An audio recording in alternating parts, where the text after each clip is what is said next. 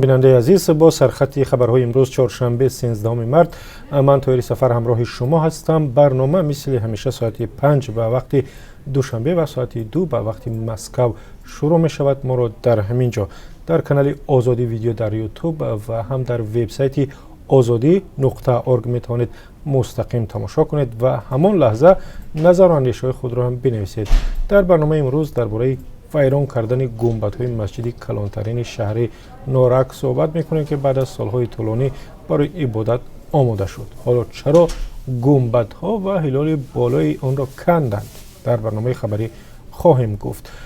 بسیاری از کاربران و هم بینندگان برنامه چند روز است میپرسند که چرا در تاجیکستان شبانه نیروی برق قطع می شود. مثل فصل زمستان به قبل لیمیت و یا محدودیت برق جاری شده است.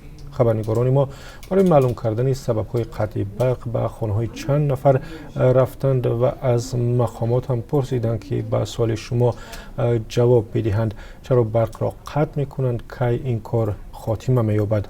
همکاران ما که از برگشتن پاسخ‌هایتان را در برنامه خبری و کمتر از 3 ساعت دیگر خواهید گرفت. بازگشت به فضا و به خدمت مهاجران.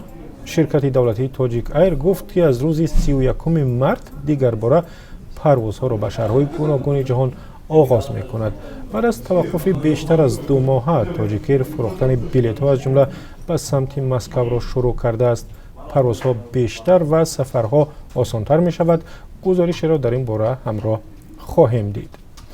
و اگر از گوگل یا فیسبوک استفاده میبرید پس منتظر باشید. یک گزارش درباره این دو شرکتی عظیم داریم که سالانه میلیاردها دلار فایده میگیرند و حالا تاجیکستان میخواهد در داخل کشور مالیات سپارند.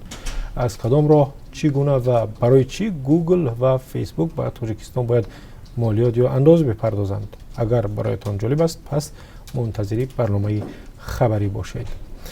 حملت و کوب کردند و امر دادند که از روسیه دپارتاسیا و یا رانده شود. یک مادر 2 فرزند از تاجیکستان میگوید در مسکو کار دهنده‌اش او را بیرحمانه کوب کرد، ولی وقتی به شکایت رفت مقامات ملیسا او را دستگیر کردند، به دادگاه بردند، سراسیمه محاکمه کردند و گفتند که روسیه را ترک کند.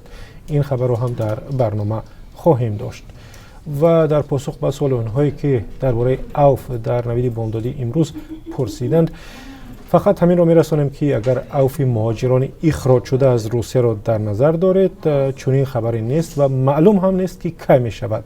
اگر منظور شما اوف زندانیان در تاجیکستان باشد، در این باره هم هیچ کسی نه در مقامات نه در جای دیگر هیچ چیزی نگفتند. اگر خبری در این باره که به دست آمد حتما به شما میرسانیم. برای همین با رادیو آزادی باشد. ولی برنامه امروز را از یاد نبرید. تا 3 ساعت دیگر با گزارش و خبرهای جالب برمیگردیم. ساعت 5 به وقت دوشنبه، ساعت 2 به وقت مسکو برنامه در اینجا در کانال آزادی ویدیو در یوتیوب و هم در صفحه azadi.org مستقیم پخش می شود.